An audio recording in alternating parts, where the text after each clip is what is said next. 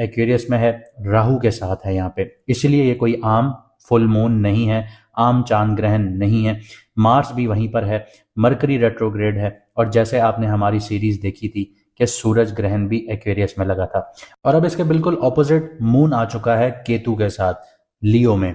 तो यहाँ पे क्लासिक ज्योतिष को अगर हम देखें या हम वैदिक एस्ट्रोलॉजी को देखें, तो जब भी सन जो है राहु के साथ होता है और मंगल जो है यानी मार्स जो है उसी घर में हो, उसी राशि में हो, उसी बुर्ज में हो, तो राजनीति हो गई, पॉलिटिक्स हो गई, इनमें एग्रेशन बहुत ज्यादा डेवलप होता है, अथॉरिटीज में कॉन्फ्लिक्ट्स देखने को मिलता है और इम्पल्सिव डिसीजंस जो हैं वो बढ़ना शुरू हो जाते हैं। आप लोगों में से जो हमें पहले से फॉलो करते आ रहे हैं, तो हमने अंगारक दोष पे एक वीडियो बनाई थी अगस्त के आसपास जिसमें मार्स का लोगो था। तो वहां पर हमने बताया था कि बिटकॉइन भी ड्रॉप होगा, गिरेगा, मार्केट में बहुत ज्यादा हलचल देखने को मिलेगी, और उस वक्त तक किसी दूसरे एस्ट्रोलॉजर ने ये सारी प्रेडिक्शंस नहीं की थी। वीडियो अभी भी आप चैनल पर जाकर देख सकते हैं। तो इस चांद ग्रहण में जैसे मैंने आपको बताया कि अथॉरिटीज में कॉन्फ्लिक्ट्स बहुत ज्यादा होंगे, इंपल्सिव डिसीजंस बहुत ज्यादा होंगे। यहाँ पे मरकरी भी बैठा हुआ है लेकिन वो रेट्रोग्रेड है, तो इस इक्वेशन में जब मरकरी ऐड हो जाता है तो डिप्लोमेटिक मिसकैलकुलेशंस बहुत ज्यादा देखने को मिलती हैं, कम्युनिकेशन फेलियर्स आ जाते हैं, और जो साइन एग्रीमेंट्स होंगे वो भी रिवर्सल होने की यहाँ पे चांसेस बढ़ जाएंगे। और जब चांद केतु के साथ इक्लिप्स कर रहा होगा यानी ग्रहण लग रहा होगा चांद को, तो ओवरऑल दुनिया में जो लोग हैं वो इमोशनली डिस्कनेक्ट करना शुरू हो जाएंगे, लोगों का ट्रस्ट जो है वो लूज होना शुरू हो जाएगा, पब्लिक सेंटीमेंट जो है वो अनस्टेबल होना शुरू हो जाएगा।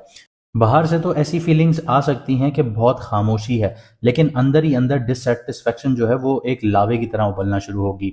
और ये जो ग्रहण है, चांद ग्रहण जो है, ये वर्ल्ड पॉलिटिक्स में क्या कर सकता है, तो अचानक सडन पॉलिसी शिफ्ट्स देखने को मिलेंगे, लीडर्स की कंट्रोवर्शियल स्टेटमेंट्स बहुत ज़्यादा मिलेंगी, मिलिट्री या स्ट्रेटेजिक टेंशंस बहुत ज़्यादा एस्केलेशंस की तरफ चली जाएंगी, और हो सकता है हमले भी हो जाएं, जैसे आप लोग अमेरिका और ईरान की आए दिन एस्केलेशंस देख रहे हैं, और जो ट्रम्प है वो रोके हुए बैठा हुआ है।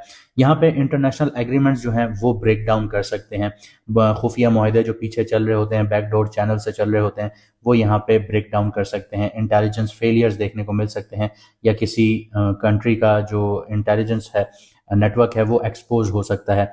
तो एक्वेरियस जो है जहाँ पे सूरज बैठा हुआ है यानी सन बैठा हुआ है, ये टेक्नोलॉजी की ज़ोडियक है, राशि है या बुर्ज है।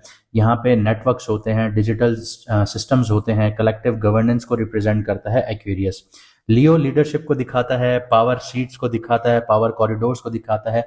तो इस एक्सेस पर जो ग्रहण है, इसका मतलब ये है कि सिस्टम और जो लीडरशिप है उसके बीच में फ्रिक्शंस पैदा होने जा रही हैं। अब बात करते हैं कि मार्केट्स पर इसका इम्पैक्ट क्या होगा।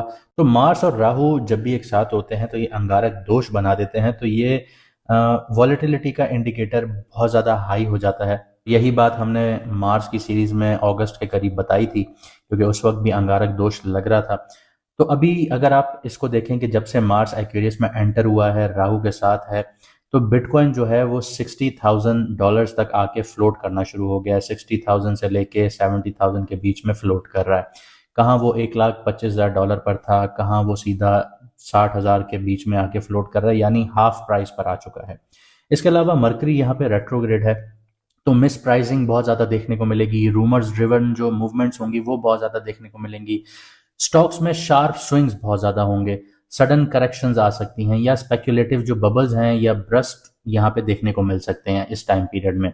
यानी कि जो ब्लैक स्वान की आप लोग काफ़ी अरसे से बातचीत सुन रहे थे, तो वो अब टाइम पीरियड यहाँ पे स्टार्ट हो रहा है। लेकिन ये सारी चीज़ें करेक्शंस की तरफ जाएंगी, मार्केट को कोलैप्स नहीं करेंगी। इसके अलावा स्पेशली ये जो चीजें होंगी ये टेक्नोलॉजी से रिलेटेड होंगी या डिजिटल सेक्टर्स में होंगी। आगे बढ़ते हैं, गोल्ड की बात करते हैं। जब भी पॉलिटिकल अनसर्टेनिटी आती है, जैसे ईरान और अमेरिका का चल रहा है, तो यहाँ पे अथॉरिटी कॉन्फ्लिक्ट जो बढ़ रहे हैं, तो ये ट्रेडिशनली लोगों को सेफ हेवन की तरफ मूव करवाते हैं। तो गोल्ड की जो प्राइजेस हैं वो अब स्पाइक कर सकती हैं, सडन इसकी डिमांड इंक्रीज हो सकती है। लेकिन याद रखिएगा कि राहु भी यहाँ पे बैठा है, ये मूवमेंट्स को इररेशनल भी बनाता है। तो शॉर्ट टर्म वॉलेटिलिटी बहुत एक्सट्रीमली हाई जाएगी अब गोल्ड को लेके। क्रिप्टो की बात करें तो एक्वेरियस जो है डिजिटल साइन है, क्रिप्टो से जुड़ा हुआ है, और राहु यहाँ पे इल्यूजन्स और स्पेकुलेशंस देता है। मार्स जो है वो यहाँ पे इम्पल्सिव बाइंग दे रहा होता है और पैनिक सेलिंग क्रिएट कर रहा होता है। इसका मतलब है क्रिप्टो में एक्सट्रीम वॉलेटिलिटी रहेगी, सडन पंप्स होंगे और फिर शार्प ड्रॉप देखने को मिलेंगे। जो लोग भी इमोशनल ट्रेडिंग करेंगे वो यहाँ पे फंस जाएंगे। तो आप लोगों ने इमोशनल ट्रेडिंग बिल्कुल भी नहीं करनी, प्रॉपर रिसर्च के साथ ही मार्केट में एंटर होना है। अब इसका जो इम्पैक्ट होगा चांद ग्रहण का वो जनरल पब्लिक पर क्या होगा, यानी